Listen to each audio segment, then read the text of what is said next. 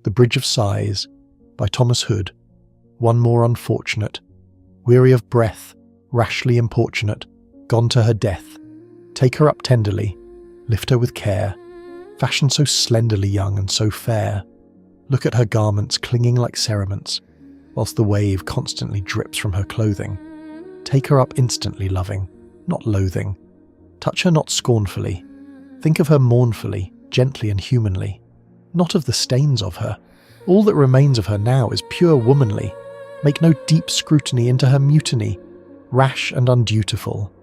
Past all dishonour, death has left on her only the beautiful.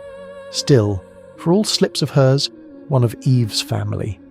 Wipe those poor lips of hers oozing so clammily, loop up her tresses escape from the comb, her fair auburn tresses, whilst wonderment guesses where was her home. Who was her father? Who was her mother? Had she a sister? Had she a brother? Or was there a dearer one still, and a nearer one yet than all other? Alas, for the rarity of Christian charity under the sun. Oh, it was pitiful. Near a whole city full, home she had none. Sisterly, brotherly, fatherly, motherly, feelings had changed. Love, by harsh evidence, thrown from its eminence, even God's providence seeming estranged, where the lamps quiver so far in the river, with many a light from window and casement, from garret to basement, she stood with amazement, houseless by night.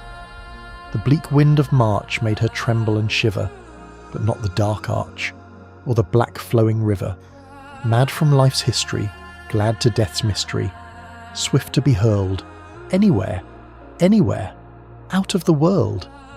In she plunged boldly, no matter how coldly the rough river ran, over the brink of it. Picture it, think of it, dissolute man, lave in it, drink of it. Then, if you can, take her up tenderly, lift her with care, fashion so slenderly young and so fair, ere her limbs frigidly stiffen too rigidly, decently, kindly, smooth and compose them, and her eyes, close them, staring so blindly, dreadfully staring through muddy impurity, as when with the daring last look of despairing fixed on futurity, perishing gloomily, spurred by contumely, cold inhumanity, burning insanity, into her rest, cross her hands humbly as if praying dumbly, over her breast, owning her weakness, her evil behaviour, and leaving, with meekness, her sins to her Saviour. The Bridge of Sighs by Thomas Hood was written in 1844, during the harsh social conditions of Victorian England.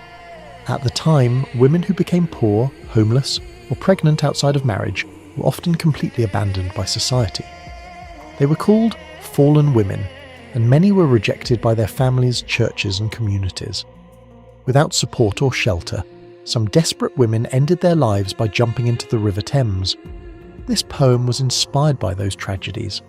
Hood's poem describes the discovery of a young woman who has drowned herself, but instead of condemning her, the speaker urges people to treat her with compassion and dignity.